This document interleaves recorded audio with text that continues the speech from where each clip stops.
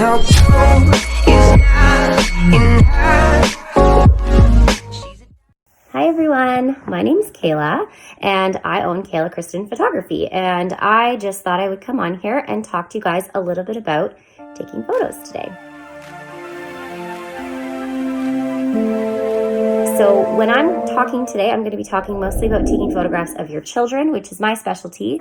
However, that said, it can apply to really anyone or anything. So if you're taking photos of flowers, if you're taking photos of your dog, if you're taking photos of your grandparents, it really doesn't matter. I will say children, but just keep in mind that it can truly apply to anyone. Okay, so let's get started. The first thing I'm going to talk about is photographing indoors using natural light, because that is my personal preference. So when you're shooting indoors, the most important thing to keep in mind is you want to let as much natural light into the house as possible. You can do this by opening curtains or blinds. You also want to turn off all of the lights, anything from lamps to overhead lights to, a hallway light down the hall that might accidentally be casting light onto your subject without you realizing it. Turn off all the lights. And I know that seems a little extreme, but trust me, it will help. You also want to keep in mind anything like a television that casts different colors. You definitely want to turn that off as well. So that's my first tip. From there, you want to kind of seek out as much natural light as possible. So perhaps you have a large window in your master bedroom or a large window in your living room. Those are a perfect spot to start because you'll get the most light there. So even if the rest of the house feels pretty dark, you can position your subject right next to the window and get a ton of natural light. Now, the most important thing to look for when you are capturing subjects, so human beings, is you really want to see a good amount of highlights. So that's the bright part of my face here, and shadows on the face. So that's this part here. It's a little bit darker, but notice that they're not too deep. You can still see my features. So when you're positioning your subject near a light source, such as a window or an open door, you really want to make sure that they have both highlights and shadows present on the face. This creates a little bit of contrast and depth, as well as some dimension. You don't want just like a flat surface. You want it to look 3D, three-dimensional.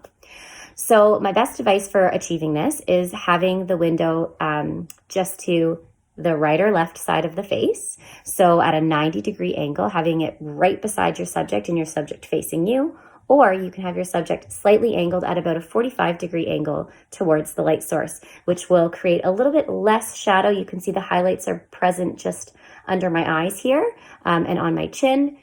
That's also a good way to do it.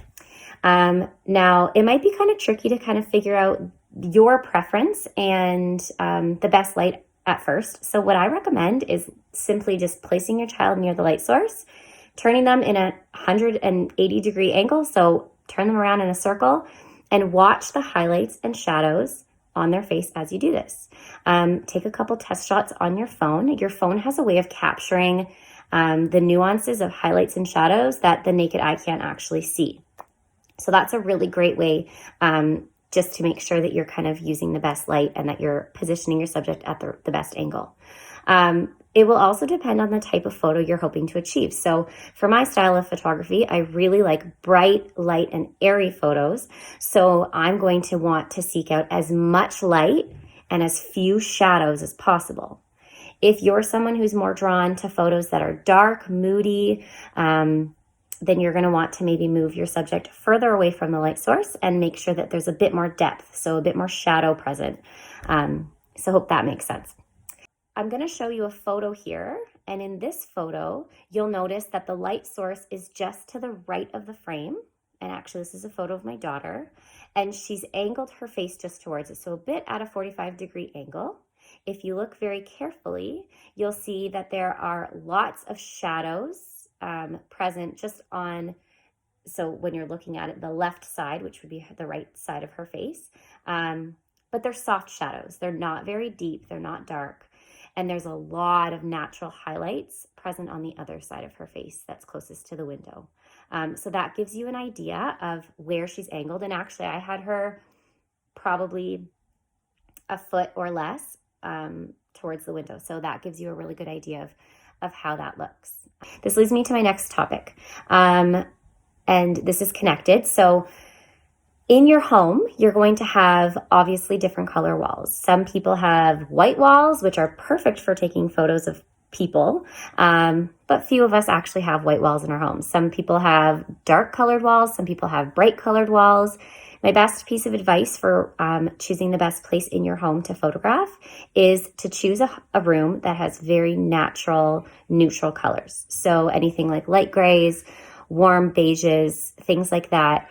You really want to avoid anything like bright blues, bright reds, bright greens. Anything very vivid will cast that color onto the skin. So if you're photographing in a room that has a bright blue wall and your child is facing that wall, that color will cast right back onto the skin, and the highlights and shadows will have a bluish tinge, which, as you can imagine, would make the child or the person look sort of not super lifelike. You don't want that. So keep in mind the color of the walls in your home. Next, so you want to study the light in your home. So for example, my favorite room in the house to photograph is in my living room downstairs. And in the morning. Now, in the morning, we have tons of bright light coming in, and that can actually be very tricky to photograph in because the rays coming through can cast very harsh highlights on the face and blowing out the highlights, which makes it basically just means that they're very, very bright, kind of hard to look at, and it's difficult to fix even if you, say, apply a preset afterwards or tweak it in Lightroom if you know how to edit. So it's something that we want to avoid. So one thing I recommend if you have a lot of harsh light coming in, but it's maybe otherwise a perfectly ideal room to shoot in, is to just drape over a sheer curtain. You can pick up a $10 pack from Walmart and just hang it over the curtain rod and close it, and that will diffuse the light. So it kind of breaks up the light particles and makes it so that those harsh rays are diffused and creates more of like a soft glow. It's actually really pretty. So that's what we have in our living room downstairs. Depending on the look I'm going for, I will open them to allow more light in, or I will close them. In general, you want to avoid really harsh patches of light on especially the face of the subject. It will make it hard to adjust for highlights and shadows and make sure that you're kind of getting a good mix of those. Okay, so the next one we're going to talk about, it's very important. One thing you really want to watch for when you are photographing a person especially is you want to make sure that there are not deep shadows under the eyes. So depending on where your light source is, so we're still talking in home, but if you're outdoors, this is also something that can happen.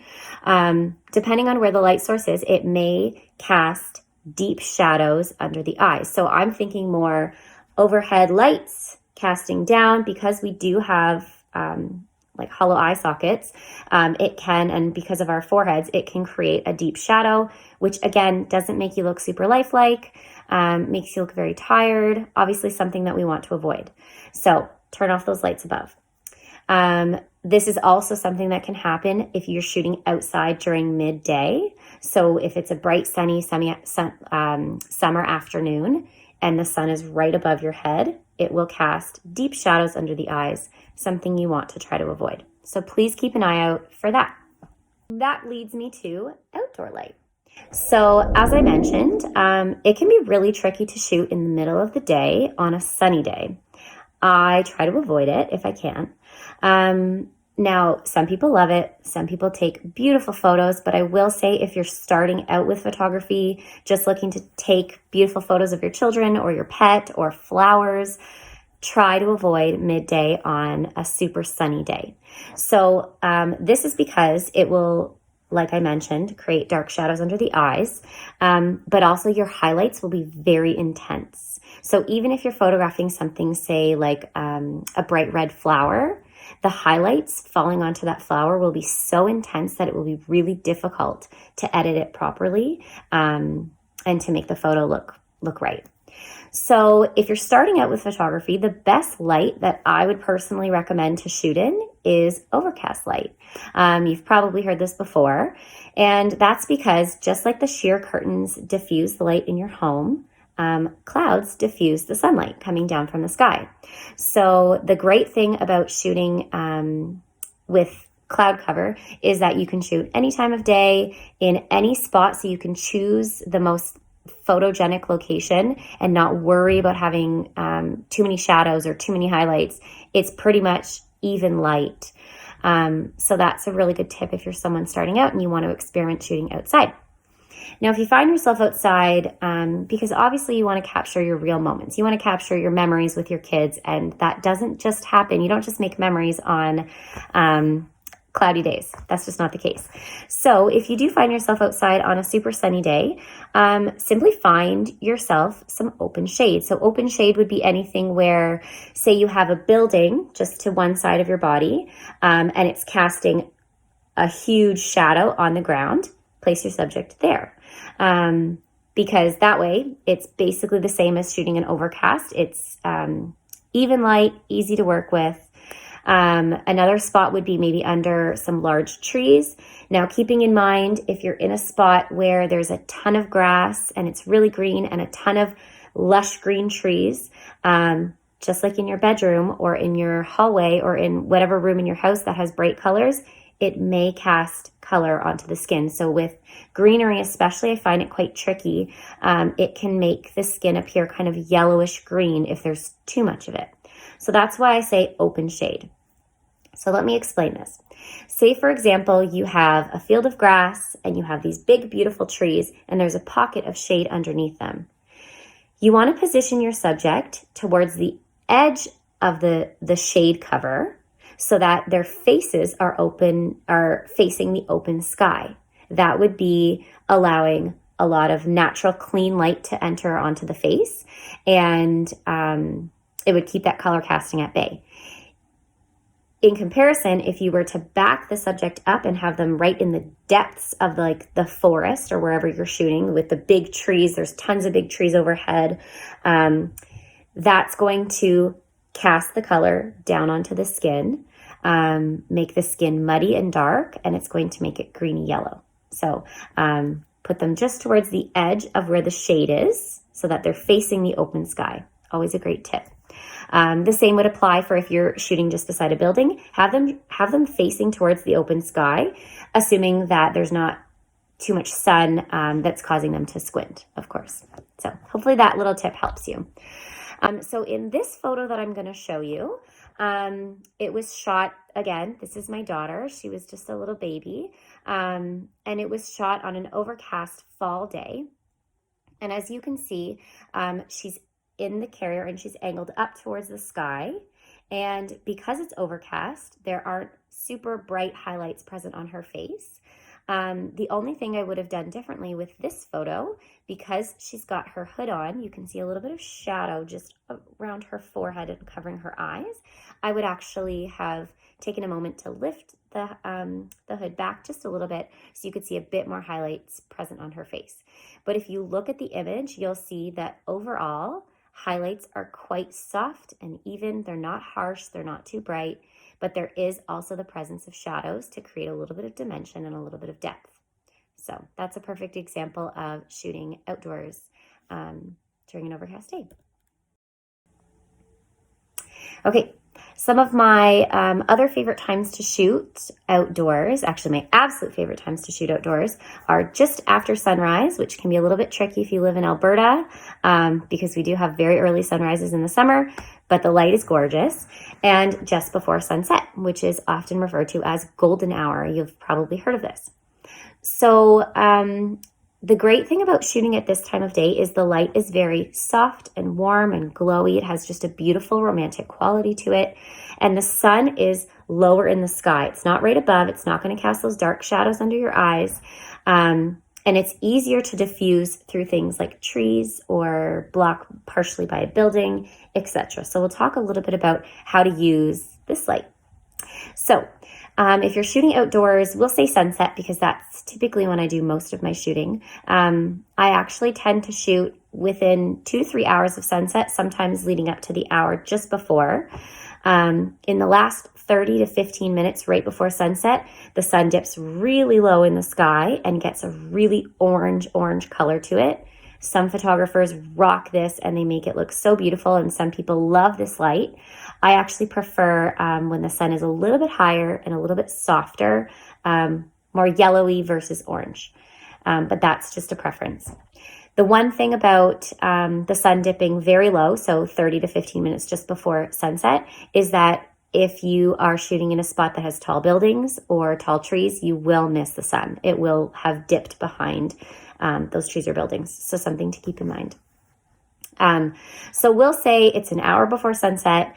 The sun is low in the sky, but still has that bright, warm glow. And it can be a little bit intense. So my recommendation is to position your subject so that they are so the sun is here, your subject's here. So they're right in front of the sun, facing you. So the sun is behind their back. Now, depending on how you hold your phone or your camera, it could potentially let a lot of light to come into the frame, which will cast what we call a haze over the subject and make it quite difficult to focus on the subject, but also to take a quality photo of them. So a good tip for kind of blocking out some of that haze is positioning your subject and positioning yourself in your camera so that you have something like a tree that's diffusing the light. So say the sun is here, the tree is here, but the tree has leaves that are kind of open. The sun will peek through the tree and create a bit of a sparkle. Your subject will be here facing you. And if you watch your subject's hair especially, you should be able to see kind of like a halo, like a glow behind their head. That's how you know you've positioned them in the right spot. So if you look at this photo here that I've got for you, this is my daughter and I in Arizona just this past winter. And this was probably 10 minutes before sunset. The light does look a little different in Arizona than it does in Alberta. And I found it to be a very beautiful, soft glow, which I love. Now, if you look very closely just between our faces, you can see that there is a really warm glow just kind of near my forehead and behind my daughter's hair and her bow. The sun is actually being blocked partially by our heads, but also by the greenery and the cactus in the back. So this is the perfect example of what I just taught you. So I'm positioned, actually my husband shot this photo for us. Then there's the subjects. Behind the subjects is a little bit of greenery to kind of diffuse the sun, and then the sun is in the background. So picture it in those 4 steps, and it should give you a pretty good idea of how to position yourself with that kind of light. Okay, I'm going to move pretty quickly through just a few more helpful tips for you before our time is done. So light will be the most important thing that you have to keep in mind when you're photographing. One big recommendation I have, if you're photographing your children inside your home especially, is to do a quick scan of your surroundings. So for example, I shoot a lot in my master bedroom because I have a great huge window right beside me, and it casts the perfect amount of light onto my daughter's face. Our duvet is white. It reflects light, like natural white light back onto my daughter's face, and the walls are quite neutral. Now, no one's room is perfectly clean. I have a water glass beside my bed. I have a stack of books. I have a lamp that you can see the cords. So before I take a photo of my daughter, or really of anything, I do a quick scan of the environment. I look at where I want, what I'm going to have in the background of my photo, and I do a quick cleanup. So that might include tucking the books in the drawer, unplugging the lamp and tucking the cords just behind the bedside table. It actually makes a huge difference. Straightening out the duvet, putting the water glass on the floor out of sight, moving the laundry that might be stacked in the corner that I need to put away, just anything like that that might draw your attention away from the subject and towards that. So think about, what's important for telling your story. Is that water glass important? Is that stack of books important? If it is, leave it. If it's not, and if you think it might be a distraction, simply remove it. And by taking a few seconds to declutter, I promise it will make a huge difference, and your photos will be very people-centered, which is my personal focus, and you'll just capture a much cleaner portrait. In this particular example, it's a black and white image of my daughter. We were baking at the kitchen counter. And before I took this photo, I noticed that along the top of the couch, she had arranged some stuffed animals, and they were all in a line, and some of them were like a dark purple or a dark brown, and I found they were just these blobs in the photo that my eye was drawn to, and it made me wonder, oh, what is that? So I quickly knocked them off the couch. They were probably sitting just at the bottom of the couch, and then I snapped away. Now, unfortunately, as you can see in this photo, there is a black television screen. That can't be removed for photos. I do try to angle my body as much as I can to not include the television, but unfortunately, it's just a big part of the living space, and I've kind of just chosen to ignore it. It is something you can remove in post-processing, so editing afterwards. It's not something I bother to do with my personal work, but it is something that can be done. We're not going to get into that today, but just something to keep in mind. It's a lot easier to clear your space ahead of time than it is to edit things out of the background afterwards. Okay. So the last thing I'm going to talk about is capturing authentic moments. Again, I'm talking a lot about children, but if you're photographing your dog, or even, like I said, your grandparents or your parents or any family members or friends, the most important thing about taking portraits is that you want them to show the true essence of the person you're capturing. Yeah, it's nice to have a smiling at the camera photo, but I'm not going to lie to you, those aren't the ones I choose to hang in my house. The ones that I choose to hang up are the ones where my daughter is jumping furiously on our bed, rolling around naked, being crazy, and having like the biggest toddler smile on her face. Because that's her true smile, that's her true personality, and that's something she loves to do. So keep that in mind when you're shooting, especially with children. So one of my best tips for shooting children is to situate them in a space. So now you know about shooting in the best light. Now you know about cleaning your surroundings. Shoot them in a space that's photogenic, but allow them to play naturally. So maybe set up a collection of their favorite books or a collection of their favorite toys. If you can, position them so that the light is to the side of their face or at a 45-degree angle from their face. But if you can't, try not to worry so much about that. In my personal opinion, as a mother, I think that it's much more important to have these special moments documented of my daughter, where she's showing genuine emotion and doing real things that she loves to do that make her who she is, than if she has the perfect amount of highlights and shadows present on her face. That's for my personal work. With client work, I do try to be a little bit more particular, but yeah, go easy on yourself. So if you look at the photos here, I have 2 black and white images, and exactly as I just explained, she was jumping around naked on our bed. Fortunately, you can't see the nakedness, but she was having the time of her life, smiling, laughing, and I mean, you can't really fake a smile like that on a toddler. That's just genuine emotion. So something that's really special for me to have. And I highly recommend that you aim for those kind of shots as well. 2 more examples, and then I'm going to let you go. So try to think about what makes your child who they are. So if your child loves reading, or if your child loves building with Lego, or helping you bake in the kitchen, or snuggling with the puppy, if they have a really silly sense of humor, try to capture those things. In this photo, again, we're in the desert in Arizona, and I really wanted to capture some really quality family photos. And I actually did not, because what I've learned as a mother is that your plans often don't go the way you hope, but often something better comes out of it. So instead of forcing her to be in our arms, we actually just let her run around, and she started twirling in a circle. She's really obsessed with Cinderella right now. And what you see her was her holding her dress. We did not prompt that. She just figured out to lift her dress on her own.